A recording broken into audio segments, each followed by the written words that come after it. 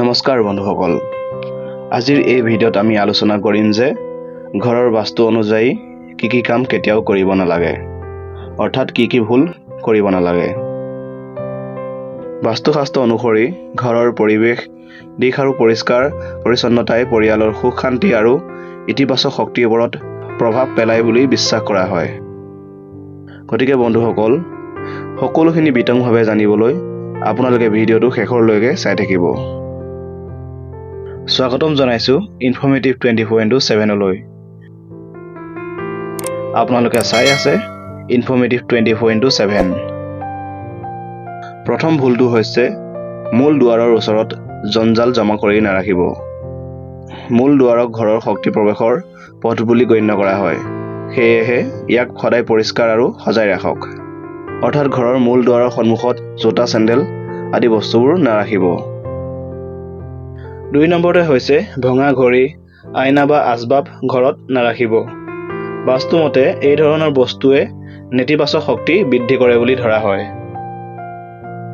3 নম্বৰতে সন্ধিয়া পিছত ঝাৰু লগোৱা।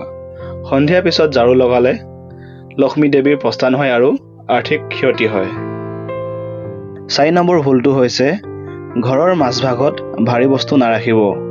বাস্তুশাস্ত্ৰৰ মতে ঘৰৰ কেন্দ্ৰীয় অংশ খালী আৰু মুকলি ৰাখিবলৈ কোৱা হয়। 5 নম্বৰতে হৈছে উত্তৰ পূব কোণ অপৰিষ্কাৰ কৰি নাৰাখিব। বাস্তুমতে এই দিশটো বিশেষ গুৰুত্বপূৰ্ণ। ইয়াক সদায় পৰিষ্কাৰ আৰু মুকলিকৈ ৰাখিব লাগে। 6 নম্বৰ ভুলটো হৈছে শোৱনি কোঠাত বিচনাৰ সন্মুখত আইনা নাৰাখিব। বাস্তু অনুসৰি ইয়াৰ ফলত মানসিক অশান্তি আৰু টোপনিৰ সমস্যা হ'ব পাৰে বুলি বিশ্বাস কৰা হয়। 7 নম্বৰ পাকঘৰত অপৰিষ্কাৰ পৰিৱেশ নাৰাখিব। পাকঘৰ সদায় পৰিষ্কাৰ ৰাখক আৰু সম্ভৱ হ'লে পূবমুখী হৈ ৰন্ধা-বঢ়া কৰক। বাস্তুশাস্ত্ৰৰ মতে 8 নম্বৰ ভুলটো হৈছে শুকান বা মৰা গছ-গছনি ঘৰৰ ভিতৰত নাৰাখিব।